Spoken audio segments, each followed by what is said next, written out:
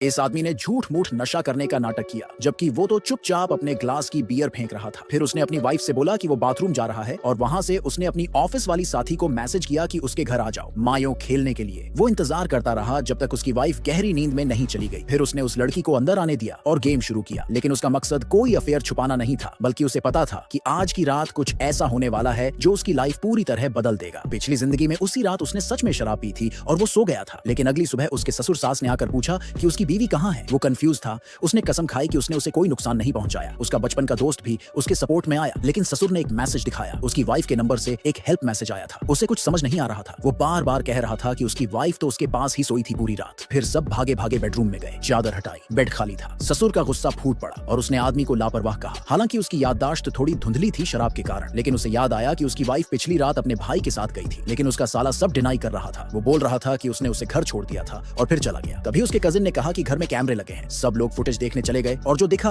उससे सब शॉक हो गए। वीडियो में वही आदमी अपनी वाइफ को मारता हुआ दिखा, इससे पहले कि वो कुछ कह पाता। ससुर पूरी तरह टूट गया और एक भयानक काम कर बैठा। उस आदमी की जान चली गई बिना अपनी बेगुनाही साबित किए, लेकिन किस्मत ने उसे एक और चांस दिया। वो फिर से उस रात में वापस आ गया और जब चारों तरफ उसने देखा तो उसने वही चेहरे पहचान ली। कजिन ने उससे 23,000 उधार मांगे थे घर खरीदने के लिए, ठीक वैसे ही जैसे पिछली जिंदगी में हुआ था। उसे याद था कि अगले दिन यही कजिन सबसे पहले उसकी बीवी के बारे में पूछने आया था, इसलिए उसे उस पर शक होने लगा। लेकिन साला भी डाउटफुल था। वो अक्सर उनके घर आता था, वो हर कोना जानता था और उसकी बीवी से काफी फ्रेंडली था। उसे समझ नहीं आ रहा था कि उसकी बीवी ने ऐसा मैसेज क्यों भेजा जिसमें लिखा था कि वो उसे धोखा दे रहा है और मारना चाहता है। शायद ये सब उसी का कोई प्लान था। अब वो पूरी तरह से सच जानने के लिए तैयार था। जब कजिन ने अपना ग्लास रखा, उसने देखा कि उसकी वाइफ थोड़ी नर्वस हो गई, जैसे दोनों के बीच कोई सीक्रेट था। उसने तय किया कि वो नशा नहीं करेगा। उसने चुपचाप अपनी बियर गिरा दी और बाथरूम चला गया। वहां से उसने अपनी ऑफिस वाली साथी को मैसेज किया। वो उसे एक बाहर के गवाह की तरह बुलाना चाहता था ताकि उस रात का सच बाहर आ सके। फिर वो बैठा और उसके साथ मायो खेलने लगा, लेकिन तभी उसकी वाइफ बोली कि वो जल्दी सोने जा रही है। ये बात उसे और ज्यादा परेशान कर गई, क्योंकि वो कभी इतनी जल्दी नहीं सोती थी। मायो खेलते वक्त उसने दीवार पर लगी घड़ी